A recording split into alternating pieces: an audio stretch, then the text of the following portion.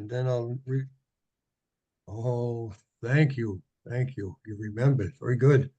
Yeah. All right, roll call. Justin, Yes. Chris, De Silva. Yes. Yes. Thank you. Greg? I didn't see Greg. Mary, Yes. Alexis. Yes. Thank you. Brian, Yes. Mike Stevens, Yes. Karen Lindquist. Is Karen on? Didn't see her. Jennifer, Yes. whatever name you're using. Wayne? No. I'm a yes. Mark Anderson is probably not going to make it tonight. Anthony, Yes. thank you. Matthew, Yes. thank you. Nick? Yes. Good. Josh? Yes. I'm sorry. Ken? Ken Newhouser here? No, Jerry, he can't make it, but he said Okay. to text him if we couldn't get a quorum, but I think we're all good. Okay, yeah, no, we're good. Yeah. We're good. And I'll just keep checking on either non-voting members. Charles? Vermont? Here. Yes, I'm perfect, here. thank you. Tony? Tony on? No.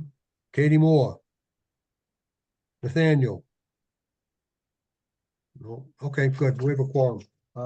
Next item, reading the governor's big statement. Pursuant to Chapter 2 of the Acts of 2023, signed into law by Governor Healy on March 29th, 2023, several pandemic-related relief provisions suspending certain provisions of the open meeting law, GLC 30A, Section 20, were further extended until March 31st, 2025. All members of the public are invited to join the meeting virtually by their computer or phone, as noted. If joining virtually, video and audio will be turned off for public participants unless otherwise stipulated by the chair. There will be time for questions from the public at the end of the formal meeting. If a member of the public wishes to speak, please raise your hand in the meeting room. Or on the computer. No, it's not live. Raise your hand on the computer, and when called upon, please state your name for the meeting minutes. Let me continue. First item on the agenda, meeting minutes of the last meeting we had, which was this September 5th, I think? No, it's August. August 26th. August Yep. 26th. Thank you for clarifying that. I thought I printed them and I don't see them. Anyway, they were sent out, and I sent them out again this morning, just a minutes portion. Does anybody have any burning issues, questions, or edits that are absolutely needed? I don't hear anybody. Would somebody make a motion to accept the minutes of the August 26th meeting? So moved. Thank you, Mary. There be a second? Seconded. Thank you. All right, by a roll call. Justin? Yes. Chris De Silva? Yes. Greg is not here. Mary? I am here. Yes. And I say yes. I Okay. showed up. I'm here. All right, thank you, Greg. No problem. Mary, yes? Yes. Alexis? Yes. Brian? Yes. Mike Stevens? Yes. Thank you. Karen was not here. Nope, I'm here No. and yes. Okay, thank you. Jennifer? Yes. Wayne, I don't see on the list. Okay. I'm a yes. Mark Anderson's not here. Anthony? Yes. Thank you. Matthew? Yes. Nick? I abstain courteously. I wasn't there. Okay. Very good. Ken's not here. Josh? Yes. That's it for voting members. Minutes approved. Next item, review and vote on the tree quantity for proposed site design. Go ahead, Phil, take it over. Thank you. Thanks, Sherry, and thank you all for making yourself available tonight for this impromptu meeting. We'll jump right into it. So we had our second planning board hearing a couple Tuesdays ago. It went well, but we have a need to go back to them for a third hearing tomorrow night. We're hopeful that that'll be the last of it. But one of the items that was brought up at the second planning board hearing a couple weeks ago that kind of requires this meeting, and ultimately your vote, is the topic of the tree replacement, if you will, on the project as site design. So we're clearing X amount of trees. And we're planting X amount of new trees. And so at the planning board hearing a couple weeks ago, the planning board chair asked approximately how many trees are we clearing in the proposed site design. We indicated approximately 200. And come to find out, it's right around 195. But we indicated approximately 200. Then he asked how many we showing for replacement of those trees that we're clearing. At that point, it was somewhere just a little bit over 100, call it 115 or something like that. And it was at that point where the planning board chair indicated that they typically request that projects do a 1-for-1, which we thought might be lingering in the future. So we brought it up, and he said that he would invite the building committee to kind of indicate to the planning board at the next hearing what the building committee wants to do on this topic. Do we want to look at doing a 1-for-1? Do we want to stick with where we're currently at with the proposed site design? Do we want to try to get as close to 1-for-1, but not exactly there? So that's why we're here tonight to speak to it. So in this table on the slide, what we have is so existing trees to be cleared. So again, approximately 195. So we know by counting stumps, literally from the early site package. So the early site package tree clearing is 100% complete. And through that effort, we cleared 135 trees. And what the site designers are seeing for the remainder of the site work for the project to accommodate what's left, it's potentially right around another 60 trees that need to be cleared. So totaling 195 cleared trees throughout the total project. What the landscape architect was able to put together in the most updated site design and planting layout is a planting design within our budget, our current budget, of 140 trees. So that leaves a delta between what we're clearing and what we're showing on the current landscape design of a delta of 55 trees. And where we put out there right around 175K for a number in terms of what an additional 55 trees would cost. Now that's accounting for the 55 trees being a 3-inch caliper. They don't have to be, but that's kind of rough order of magnitude in terms of the conservative range, if you will, or conservative side of the range. And the other item we wanted to put in here that we thought was extremely relevant to this topic and this ultimate question is, okay, where do we stand right now with the budget? So we know we submitted a 60% CD submission to MSBA at this point a couple months ago. And we went through, the typical reconciliation estimate process on that. And since then, we've presented to you all a couple different times on the topic of value engineering, as well as the ad alternates. So based off of decisions that have been made relative to, for example, the PV carport going into the base scope and different value engineering decisions being made, with all that data put together, we're currently tracking around 590K under our budget. So that's the number you have. I don't want to say to play with, but that's where you're at under budget. What was that number again? 190? 590K. So it's this number right here on the screen. Oh, there we go. Yep. Yeah. I was at the bottom, look at the 175 going, I don't see this number he's talking about. Yeah. Sorry. So, and these 3 bullet points, I more or less, so let me talk to the second bullet point. So in the project site, within the project boundaries, just based off of understanding what can fit comfortably and appropriately in the site design, Lynn and her team put out there approximately 180 trees could comfortably fit on the project site. So that leaves, if we're spot on with this 195 tree clearing, it leaves a 15 trees that we got to find a home for. And that was a topic that was also brought up by the planning board chair when he was speaking to this topic. Because at that hearing, we were presenting a delta bigger than this 55 tree delta.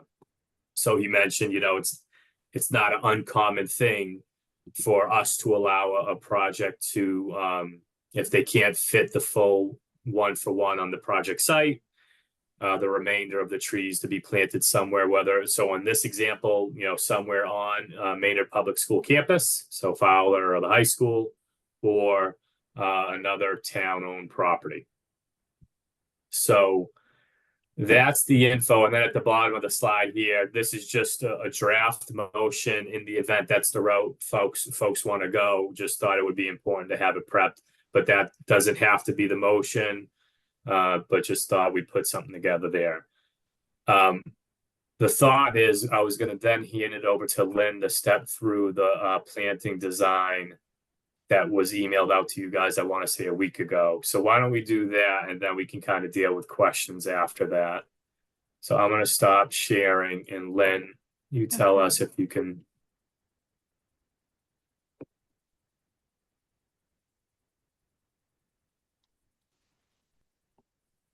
All right, are we successful? Do we see a drawing? It looks like it wants to show us something. There you go. There we go. All right, great. Thanks, everybody. Phil did a wonderful summary. So we'll be happy to answer questions when they do come up. But the bottom line is the way we achieved the delta from, I think, about a 107 or whatever we had previously to the 140 within budget now is we reduced caliper sizes. So our largest, so we're basically at like 3-inch caliper and under. We would not recommend going any smaller than a 3-inch caliper for a shade tree on a school day one. These things do need to perform. So that's where our professional recommendation is to the team. But what that meant is that we were allowed to get a greater quantity within that same budget. So now, as Phil mentioned, we're currently carrying 140 trees within the existing budget of the project on the site. We've also, we'll just feather this in a little bit. We've been, it's designed as an iterative process. One of the very last things we do is kind of locking in a plant list because everything moves around for so long. So another thing that is really important to the longevity and resilience of the planting design for the school is to make sure that we have really great biodiversity. This came up with the board chair of the planning board also. So what we've achieved is it's an urban forestry metric, which is a wonderful thing to hit. It's called the 10-20-30 aspect of design. What that means is we have no more than 10%, and this is trees. We have no more than 10% of a single species, no more than 20% within a genus, and no more than 30% within a family. So that means that the investment that the town is making in the planting design has extensive biodiversity, leading towards more resilience in your plant material as you go forward. So that's the goal there. I think let's see. So what you see in the black and white aspects of the drawings is kind of what is baked in at the moment. What you see in the green here, this is starting to lean towards those additional 40 trees that we think this site can hold. We were telling everyone it's not a one-to-one easily on the site because we're taking out like forested areas and we need space for school, we need open spaces and other things. So what you're seeing here is a few additional places. I think particularly we've been working with the civil engineer to kind of reshape this detention basin at the front of the school, which I think is a lot gentler and will be very nice. We know that it does require a 4-foot fence around it, but I also want to bring to everyone's attention that 4-foot fence, it's a fairly steep slope. So what we're able to achieve is safety with the 4-foot fence, minimal visibility from the side, right? So that's one thing that we've been working with the team on. We could add more trees in this area to really beef up that buffer. And the other location is down in the corner where we're adjacent to the existing wetlands. So we already have our wetlands mitigation planting proposed. This is another one of the detention basins, but we could take this and kind of add more trees in these areas to really beef that up, eventually minimizing maintenance. The idea is that, maybe they get in here periodically with a mower into the detention basin, but the rest of it is like, set it and forget it. We're trying to kind of restore that area. So those are the locations that you see in color on these drawings where we are saying you could add 40 additional trees, we think fairly comfortably to the site. I know it seems kind of small to say 15 elsewhere, but we just want to make sure that we're maintaining enough space between our proposed plant materials so that they can be healthy and provide space for maintenance, but still achieve, you know, the look and the goals of the overall project. Thanks, Len. So does anybody have any questions, or Chris, did you want to add anything? No, I think Lynn did a great job, explained it well.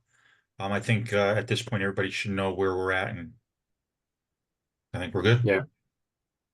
I'll just say one more thing. It's not really off topic, but it's a different topic relative to what we're going through with planning board. So Lynn, can you go back to that sheet that shows that front retention basin? So when Lynn was speaking in detail about this retention basin, this is one of the comments that is ball in our court, if you will, from the second hearing. They wanted us to look at that. They felt maybe it was going to be viewed as an eyesore as you're entering the property, and they wanted to see how we can make it less of an eyesore, if you will. So that's why kind of Lynn was speaking to the different elements of it. She was. So that's the background to that. That's all.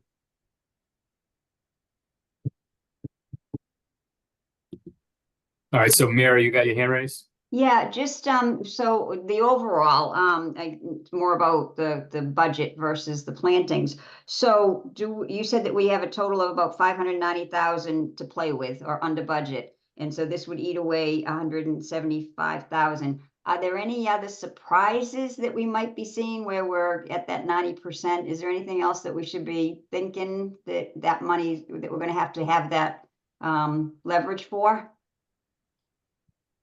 Well, I mean, this is what I'll say. We've been carrying a design contingency. We've been carrying escalation. That'll continue to happen. We feel good that what we've been carrying for a construction budget was based off of a rocky construction market. And we think we're going to go out to bid in better conditions. So, you know, I'm never going to tell you I want to go out to bid when we have a design that's right on budget. I want a surplus as well. But I will say that this budget surplus of 590K is an example of when you could make a design decision like this and say, okay, to play nice in the sandbox and to, you know, do right by the town, adding those 55 trees to the site design is something we can afford and feel comfortable going out to bid and being safe with that number. Okay, that's great. Yeah, no reflection on pricing or anything. I'm just wondering, you know, is there anything else that might come down the pike that we'd have to eat into that more? So you're saying that we should be in pretty good shape. Yeah, I mean, there's always unpredictable things, Mary, but I think we've been really analyzing at every estimate round our budget and our design, and I think we've done right by the project. So I wouldn't feel uncomfortable, you know, recommending doing this, I guess is how I would say it. Okay, thank you. Yeah, Nick?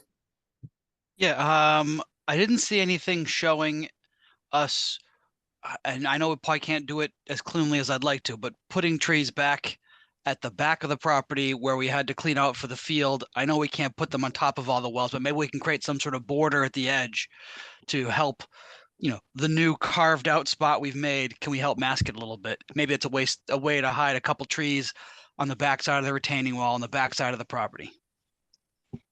Yeah, let me so Lynn, I don't know if you want to speak to that or So Sure. sort of behind the generators there is where I'm thinking we're coming at, right? Yeah. Nick, we did look at that. Great thinking, right? Because I was like, we got the whole field in the back, but those geothermal wells are pretty shallow. We can't plant there. We need to look at the grading. This is very steep back here. So we're looking at, and I apologize, I guess, I don't know if Chris Emilius or the civil engineer is on the call. We can look at that. That's a good idea. Let us check the grading. There's a reason why we didn't do a lot of that up there because it is so steep. It's very difficult to plant trees successfully in a very steep slope like that. But we can look at it for sure. Yeah, not looking to put it all back Yeah. where we carved out a space, just sort of like to help define the edge and maybe Yeah, help cover the pocket we created, you know? no, Yeah. absolutely. That's, Okay. you know, that's a great thought, that we'll take a look at with the grading and see how feasible that is. I mean, it's true. If we don't have to, if we can bury another 15 trees right on the property, that certainly does make things cleaner, right? Yeah. Agreed. Josh? Thank you. So I had a couple things on this. I'll start by saying that planting additional trees is never a bad thing necessarily. That being said, a couple things. One, if we're going to plant these trees, I would recommend that based on our current planting plan, I would certainly go with the biodiversity, but I think that for the additional trees, I would consider smaller diameter. I think that there's a potential for some decent savings there. I also think that, you know, there is benefit when you're thinking really long term in having varied maturity with respect to the trees that you plant, so that they don't all hit end of life at the same time. So there's a value there too. And then there's two other quick things. One, we could probably go with this plan and it would be great. There's a part of me that wonders whether we should be planting some of these trees elsewhere in town, whether maybe some of these trees should go on the Fowler property or over at the high school. I'm not suggesting that we're you know, wedging them in here, but if we feel like, and maybe it's a hybrid. If we feel like there's a dozen trees that just feel like we're pushing a little too much, I would recommend that we work with, whether it be the town or Justin or the school committee, to see if there's other places in the broader campus or in town where these make sense. And then lastly, and I'm not suggesting that we get into this conversation because it's probably a little lofty, but anytime I'm looking, at least in my job, anytime I'm looking at investments like this that are kind of over and above what we were planning for, it does beg the question, if we have $175,000 to spend, is this the best way to spend it? Trees are a wonderful thing, but there's lots of other wonderful things too. So it's something that I personally grapple with. So I'm just thinking out loud on that one. Josh, I can speak to the various of sizes, totally agree. And I think that we're really starting to look at, you know, some of these additional trees, particularly near the wetlands and other areas that are a little bit more, not quite restoration, but we're going that route. We do have a variety of sizes, even in the evergreens too, because for all the reasons that you just described. So I can speak to that piece. The rest of it I can't speak to, but agreed. And thank you for that comment. Jerry? Yeah, thanks, Phil. The one thing that I see that we could, but although, I mean, we haven't got a crystal ball to figure out what other, you know, financial surprises might we run into. We don't know. But we do have a safety and security meeting this week. And the police and fire and building inspector are involved in that. I'm assuming everything is fine, but we could see some modifications. I don't know. I've just thrown it out there. I have no hidden agenda, but Mary had asked a question, and that's an upcoming, soon to be held meeting. That's all. Thank you. Yep. Justin? Hi, everyone. How you doing, Lynn? So, you know, as part of this overall project, we're also starting the initial design phase for solar canopies, roof mounts, and the potential for ground mounts is where our main target here is a net zero facility. I don't know if that was completely relayed to the planning board as part of the original presentation. I'm assuming that Lynn's team has been in a reconciliation conversation with siting of our potential solar panels, because what ends up happening is shading is a major issue. Even though we're planting trees now, if I have to remove them in 3 years, we've wasted financial funds, taxpayer funds for no good reason. To Josh's point, when we look at this site, we have to look at it from a primary hierarchy. I know we're trying to fit into a planning board's rules and regulations. As I have stated in part of the recent adoption of the town's tree bylaw, We did not call out a 1-for-1 because every site specific has different challenges. And I think addressing those challenges in a vetted process is more appropriate. Lynn, I do want to add one more thing. So with those detention basins, those will be referred to as BMPs under our MS4 system. We will need access and we will need to maintain that free of woody vegetation. Yes. So yeah, so please be mindful of what is planted around that location. I haven't had a chance to dive deep and drill down. Also, I'll highlight heavily that we have a scorched earth de-icing policy, meaning that nobody can slip on slush. So everything on the right of way needs to be hypersensitive to salt tolerance, and we use magnesium. So please be mindful of the species selection in those locations. Pretty much, I think that's where I leave it off. I just don't want to pigeonhole this overall project with what we can gain in solar square footage just by throwing in trees. Yeah, That's a great point, Justin. I think Phil, the diagram that you have here is just, it's a little outdated. We had recently gotten the second detention basin from Civil. So if we need to, we can flip back to our set of drawings, but the concept is the same. We totally agree, Justin. I can speak to access to the detention basins. Yes, it's only going to be perennials and grasses within those areas, and that we're coordinating with the civil engineer. So we'll provide gate access. You can get in there with a mower, but no woody vegetation within the chain link fence that surround. So we haven't put any of the trees in there. We're kind of buffering the edges. With respect to solar, I can speak to what we know now, and then maybe the rest of the team can. We've been told that the solar canopy is going to go on the, maybe if you go back one, Phil, it's the southernmost, that's the only location that has been communicated to us at this time. So you'll see the existing wetland buffer line to the south of that. We're not proposing any plant material beyond that. Basically, our limit of work is just at the edge of that retaining wall there. So as I understand it, that existing grade is much lower. And, you know, on the lower side, the southern side of that retaining wall. So I'll let the rest of the team take it from there, but we had some trees around there that we've removed from the plan for just that reason, but it's a very good point. yeah. I mean, ultimately, in terms of making the building net zero and what would be required for ground mounted PVs, I mean, ultimately, we developed a site development project to accommodate the new building behind the existing building, vehicular pathways, we got roof mounted PV, we got a PV carport, and we're being mindful of outdoor recess space, lawn space, in like the rest of the story, if you will, in terms of getting space for ground mounted PV. Like we weren't making part of this project clearing more trees to accommodate that in the future. And Justin, I know you know that. I don't know. I don't know that people would think it'd be appropriate to put the ground mounted PVs in the outdoor recess space. So then that leaves kind of essentially clearing more trees in the wooded area, which we're not doing in this project, but down the road, in the event this building wants to get to net zero, I think that's the next practical location in terms of the site.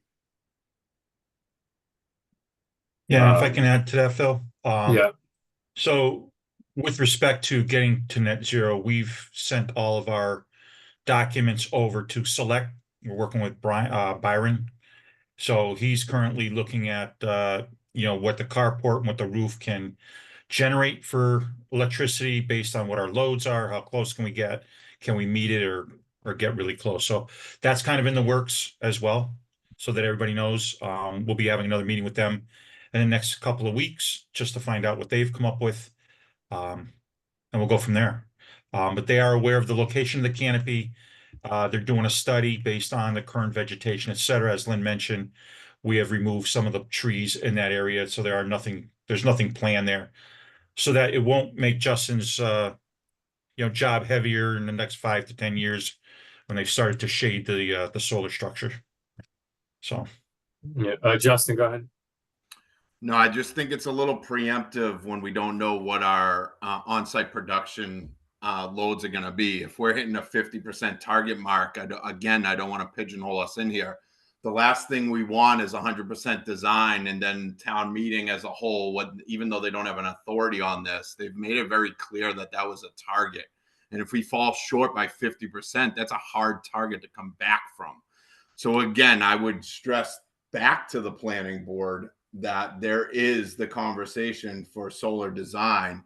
To your point, Phil, that may translate into more removals, but it also may translate into other alternative sites on the already cleared location, whether it's a second solar canopy in the parking lot that's on screen right now, or a combination of umbrella mounts along the road edge by the wetland. Again, these don't necessarily have to be ground mounts.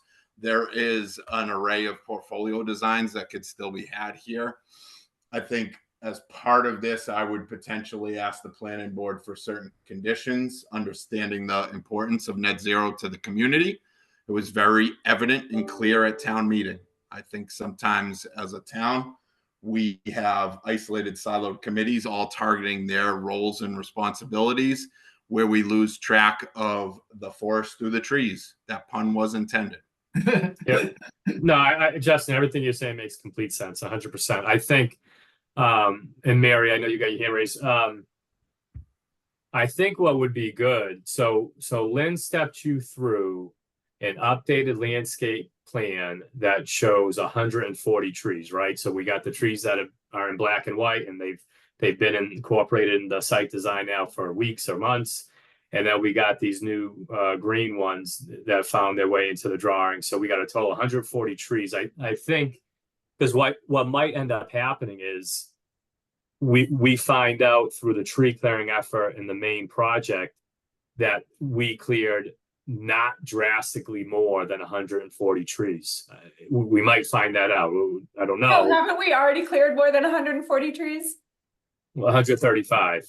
Right. If we know that it's more than 5, I'm just so that we still. No, I know, but what I'm saying is, like, when we added 60 to that, in the back and forth with Brendan, I didn't get any inkling that it's really going to be another 60. I got an inkling that that's very much on the conservative side. So where I'm going with this is, I think if we can have the building committee say that you guys don't feel like this new design with 140 trees is pigeonholing you into not having real estate to do ground mount PV, pedestal mount PV, whatever PV needs to happen, and you guys are good with this updated planting design, I think that's one starting point we can kind of work with. And then we can kind of get into the conversation of what kind of conditions you want to make in your motion tonight, and what you ultimately want to have presented to the planning board tomorrow night. Mary, go ahead. Yeah, so just an offshoot of this conversation, not to undermine it, but can you go back to the playground, the K-3 playground? So it looks like there's going to be a tree line all along where the roadway is, right? So separating, yeah, right there. Are we worried at all about a blind spot or anything like that, people in the school can't see? I know there's obviously staff out there, but I'm wondering why we're not putting those trees on the backside of the playground, why they're on the front. Is it just for aesthetics? Because I'd rather be able to, to have For it. shade, Mary. I'll just jump right in. It's for shade. It was a request to shade, because we have a shade structure in the playground, but those will also provide passive shade to the playground. Okay, all right. But so, and I mean, this is, they're spaced pretty far apart. If we think about, street trees and things, there is, the line of sight is very clear, and the ground plane is usually, it's not branches that are hanging down on the ground plane. It's just grass at that level. So it's a great point, but the visibility will be there, and they actually will provide really wonderful shade to the playground, which is an important aspect. All right, thank you. Josh? All right, I'm going to take a crack at a motion, actually, and I don't want to shortchange the conversation, but I'm hoping this motion might actually help. I propose a motion to approve adding up to 55 new trees at a 1-to-1 ratio on either the Green Meadows site or a site to be determined for the Green Meadow School project. And the reason I'm suggesting that is that language will allow the flexibility to allow the landscape or the designs to evolve, to respond to Justin's concerns, gives us the future flexibility. I wouldn't put the dollar value in there because I think if we commit to dollar value, we'll then be held to that dollar value. So I would just commit to the tree plantings at a 1-to-1 ratio on this site or site to be determined at the direction of, and I would look to, if it ends up being offsite, who makes that decision? Is that you, Justin? Ultimately, it's the planning board and they can determine. I just have some curiosity that I would want to pitch back to legal, is based on the borrowing capacity and how town meeting voted, if it does apply for offsite planting outside of the school district. So I think I would want legal's opinion on that matter. But ultimately, if it is allowed on school campus, that would be up to Brian and his team. We would assist, but the planning board may make a condition that it's up to the tree warden. It's up to the planning board. Okay, I will say, and certainly I don't want to circumvent Maynard's legal process, but we have a tree ordinance, we have a tree fund. Our debt exclusion override projects pay into that tree fund, and trees are planted in sites that are not the school that we're working on, including some MSBA projects. So we've run that through Department of Revenue, Bond Council, and MSBA before with no concerns. But again, check those boxes, dot those I's, cross those T's. That was gonna be my Thanks, question about the Josh. MSBA money. How does that work? Is that we causing ourselves a headache here? It sounds like no, we're not. No concern. Okay.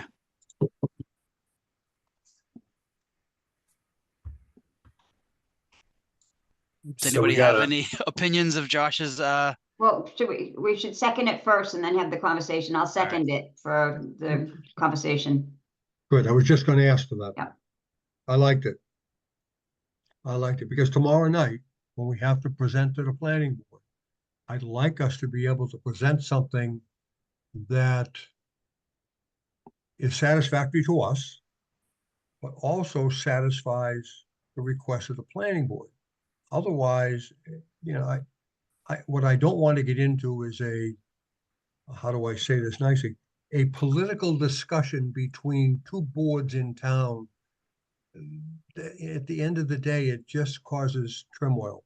I believe strongly with what Josh just said, everything I've heard tonight.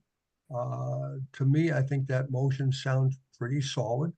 I think that protects us, and I think that satisfies the, at least right now, requirement of the planning board.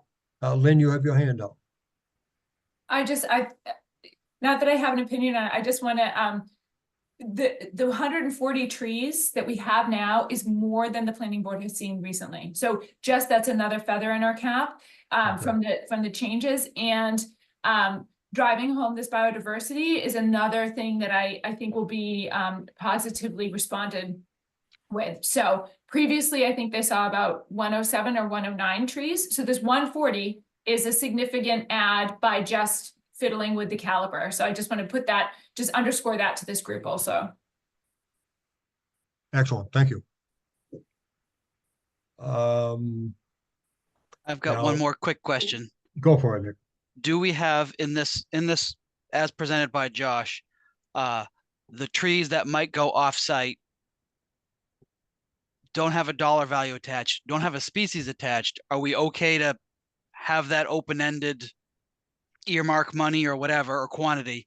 And then they could always, could we maybe put a cap on it not to exceed 3 inches or something like that? Like, I don't want somebody to say, oh, we need like a 6-inch tree over here, and this is the one we should do, just to help us out so we don't fall into any traps. Yeah, so what I'll say is based off of what was spoken to us at the hearing 2 weeks ago, they're not looking for us to give them specs on what we're doing to meet this 1-for-1.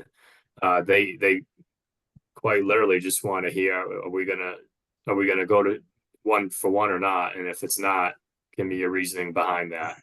So I think we I'm treat. overthinking it, you're saying. No, Happens what all I the was time. just, You're no, not. and not actually not at all. What I was just about to go to though is the questions you bring up are going to have to be answered before we go to bid. Because what we're doing here is we're saying to the design team, I need you to produce a site design that in the bid docs, it shows to landscapers that are going to put a number to this, that they're going to have to plant 195 trees. So we're going to have to figure out species. We're going to have to figure out, and we'll get there. I don't want to bog down this decision for tonight for planning board purposes, but those are questions that we're going to have to figure out So I before would we go to also, bid. yeah, I'd also add, so I'm assuming that Lynn's team's going to design all the locations that are identified by the Green Meadow Building Committee in the future. And that will be part of the overall base bid set, right? So That's the intent. Yeah. Yep. And we don't have, to Josh's point, we don't necessarily have control on who the planning board picks to find locations.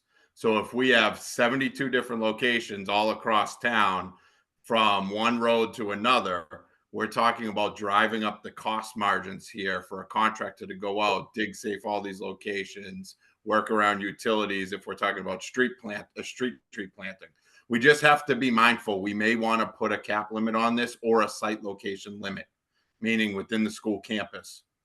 I think we can talk about some things too, because contractually, that's not our, Correct. for the Green Yes, Meadow School, that's not part of our contract to design other pieces. So, we're happy to do it under new contract, but I just want to be clear about that. Like our contract with the MSBA in your town is for the Green Meadow site. Soft cost drivers.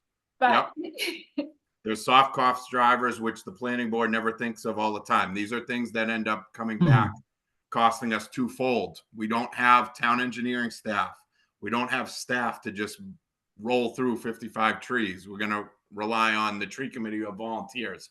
So it's going to be contracted out, soft cost and installation cost, as well as maintenance cost. So you're now talking about 1 year maintenance where we're watering 55 different locations across town. We may want to drill down on this a little bit. Well, if I could add a little note, Justin, what we've done in the past in similar conditions, especially when there's some unknowns, to your point, the solar component, right? We're still working with Select. We can include as part of the bid package that X amount of trees, maybe it's the last 15, maybe it's 25, to be planted within the campus in locations as selected by the design team. What we could do prior to bid is probably review the campus sites, Fowler and high school, just to get a sense of some possible locations so that we know that there's absolutely no utilities. Dig safe isn't as big a problem. To give the contractor an idea, you're right. If we have to spread them around town, we're going to incur some costs. But if we can select areas within the campus prior to bid in the next few weeks, that might be an easier way to have an idea and then give the contractors part of that 20 trees are going to be planted on the high school campus, 10 will be planted on the Fowler campus, specific locations to be identified by the design team when ready. Because Lynn and her team, once we get into that portion of the project, are going to have to go out and select the plants, approve them at the nurseries and everything else. So we've done things like that in similar fashion. That could be something we can build in to the bid and everything else. And then the contractor's aware of what he's got to do.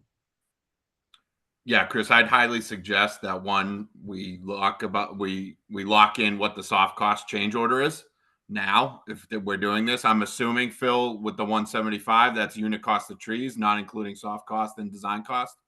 Is that correct? That's correct, Justin. Yeah. So I do also say that sometimes, to Jerry's point, it's not good political practice to go back and forth with two volunteer groups, but it is also really advantageous for certain groups to understand what those cost drivers are. If we're now talking about $250,000 to reach 55 trees, is that better utilized than one of our ad alternates? Is that better utilized than other aspects when we get through 100% design where we may want to target other locations?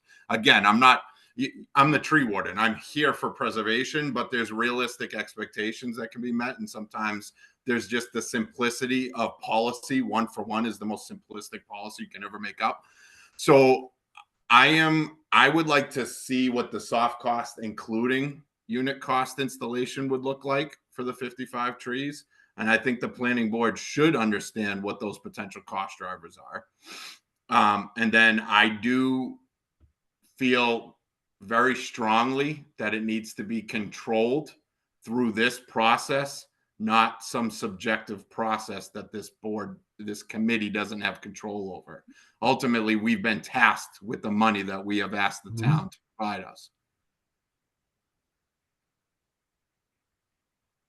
Josh? Yeah, just I have some thoughts, but a quick question for Justin. Justin, does the town have a tree fund, a tree ordinance fund? Yes and no. We have minor mitigation. We typically receive 2 to 3 trees worth of funding when we mitigate very small projects. Interesting. So if we wanted, I'm not saying we'd want to, but if we wanted to put $125,000 in that line and just let you have a blast over time, if the planning board were comfortable with that, is that doable? Yeah, I don't see why that wouldn't be something that we couldn't necessarily talk about. That is very common when we're talking about low scales. Again, though, I would try to drive that cost down. It's a lot of money. But I mean, that's something that, as you present to the planning board, could be option B if they don't feel comfortable targeting the campus. But as usual, I would always tell you, we have a team in front of us that we're paying for, and we're going to have the reality of actionable items if we have them plant them on campus versus the sheer reality that we have very limited resources in the town. So even if we had $100,000 sitting in an account, for us to develop plans and do that, that's years before we even see something get planted. Yeah, no, I totally get that, Justin. In two very different communities, but for example, my last project, I bought the log loader for our forestry division. So they're allowed to use that fund to plant trees, but also maintain our existing tree inventory. We don't need to go too far down that road, but it's just a thought. Listen to this. I think the easiest way to do it is to just keep it on campus. Put the trees where they make sense on the Green Meadow site. I don't think we'll have that many that we need to pull off the site. And it's a big campus. I think we're probably overthinking this. I don't think it would be very difficult at all to cite some locations. To Justin's point, if we wanted to extend some warranties out a year or, expand some watering, I don't think we're talking about a lot of trees that go off the Green Meadow site. It keeps it simple. And based off of budget, I understand the topic of additional soft costs have been brought up. I know the budget pretty well. I feel comfortable saying we could afford it. Yeah, I mean, big picture, just so 2 to 2.5 inch caliber trees right now with markups, you're looking at about $2,020 a tree. Obviously they get more expensive. You go to 3.5. Your soft costs, even if you go at 15%, your total cost at that point is about $130,000 with planted, maintained for a year, marked up, and soft costs. So that's the order of magnitude. I agree with you though, Justin. It's still a lot of money. Is it the best use of that money? I don't know. It depends on who you ask. At the same time, we're at the 11th hour. I don't really want it to cause a debate. And I'm actually less concerned about a debate between the planning board and the Green Meadows School Building Committee. I'm more concerned that we mobilize the tree supporters and then end up in a debate over something that I don't think any of us really want to debate. No, I would tell you that's the 1-for-1 is coming from that subset already. So to that point, I mean, aiming for that goal, but being realistic with the understanding. So you just don't give an open-ended book, especially in the town right now. Yeah, I agree. If anything, I think it needs to be somewhat controlled on site. We could easily lose all those trees on the school campus. It would be better if it's done within the school campus. I think we just need to define some of that on our end. Mary?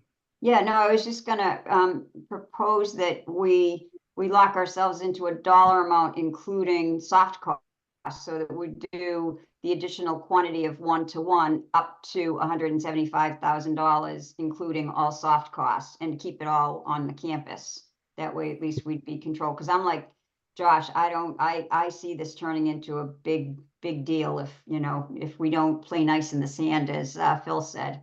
It's just a thought. Yeah, so can I request something just to keep things moving with the permitting process? Because we're not gonna know that number tonight. And the goal is to get through planning board tomorrow night, so we can't do that, unfortunately. So, can we trust that we have a budget that can afford this? And can we, work off of the motion that is on the table right now? And is essentially, yes, planning board, we will accommodate a 1-for-1. And on this project, that is an additional 55 trees. And 100%, every single step after that, as relates to this topic, is going to be presented to you all, and we were going to seek your approval on it. And by you mean the school building committee? Yes, yes. No, I knew what you meant. I'm just stating it just so that Yeah. everybody understood. And Yeah. add, And I think the planning board is just trying to make sure that they're holding us to the same standards that they are holding others, and that they will be holding others. They probably want us to go away, quite frankly. Yeah, honestly, the process has been just fine with them. They've been respectful. They've been on the up, all good. Yep. Real quick. So Jerry, you're gonna come tomorrow night? Because we need you and I talk. Yes, So you're gonna come. I may physically, I think I'll be back early enough that I may physically be able to attend at town hall. Oh, great.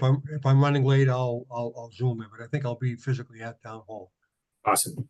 Thank And you. I have asked, but I have not received confirmation yet from Mary and Nick. I can if be they there would, on Zoom. Yeah. at least Zoom Perfect. in, Yep. to be, supportive as a team and whatever. That's all.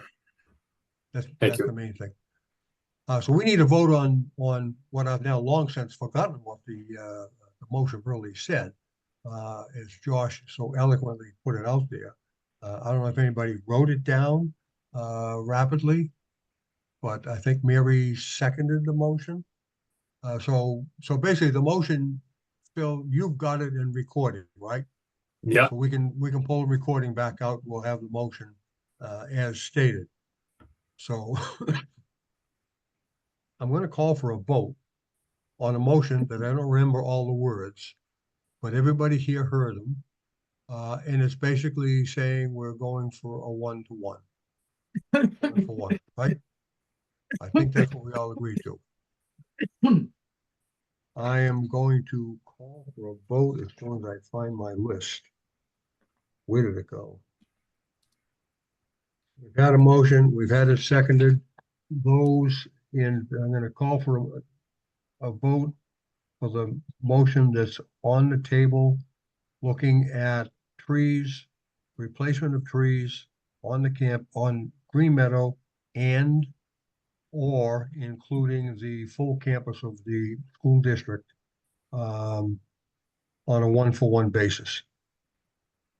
Going to read down. Justin, Yes. Chris, Yes. Greg, Yes.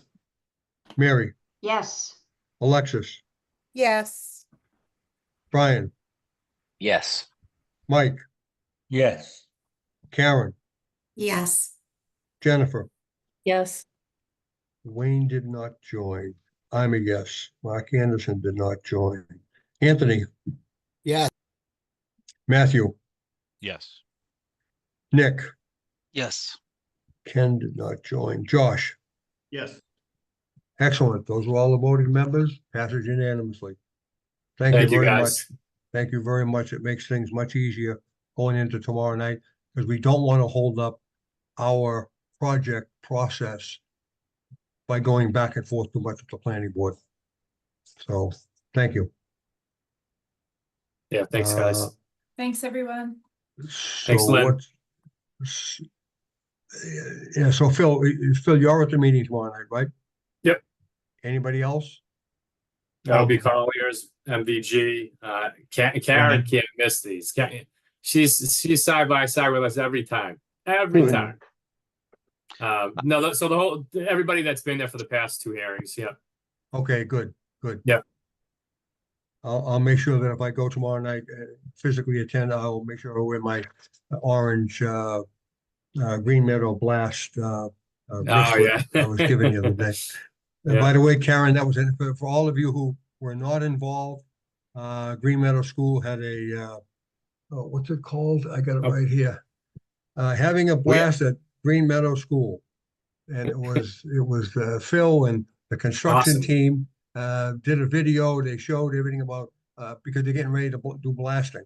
And they wanted to make sure the kids are all involved and they understand and they're not afraid. The kids loved it. Loved it. Karen did it all. She planned it all. We just showed up. It was all Yep. Karen. Yeah, Yep. Karen did an excellent job. Excellent. it was awesome. When's that starting? Next soon? So, Nice. Soon. it was last week. Yeah, potentially as soon as next week. Yeah.